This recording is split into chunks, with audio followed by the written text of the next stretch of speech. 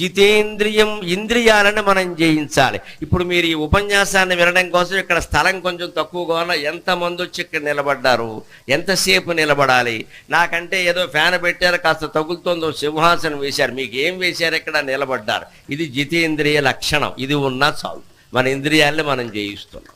ఆ వెనకాల నిలబడ్డారు, ఒక్క పోసేస్తుంటే కూర్చున్నారు. వీళ్ళందరూ నిలబడడం వల్ల మధ్యలో వాళ్ళకి కూడా గాలి ఆడడం లేదు. అంచేత మొత్తం అందరూ హనుమంతుడి నుంచి జితేంద్రియత్వం తీసుకున్నామనే అర్థమే. చాలు, ఏదైనా ఒక పని కోసం 1 గంట 2 గంటలో యాతన పడగలుగుతున్నాం, చెమట భరించగలుగుతున్నాం, ఒక్కబోత భరించగలుగుతున్నాం అంటే ఇంద్రియాలను మనం జయించినట్టే లెక్క. మన సొంత జీవితంలో కూడా సమస్యలను ఇలాగే మన సొంత జీవితంలో కూడా సమస్యలు వచ్చినప్పుడు బెదిరిపోకుండా ఇలాగే చేయించాలి. మనం కంగారు పడిపోకూడదు, ఇంట్లో వాళ్ళని కంగారు పెట్టకూడదు, నిలబడాలి, గట్టిగా నిలబడాలి. ఏమిటవుతుంది? ఎవరి 4 రోజులు ఆగితే అదే పోతుంది.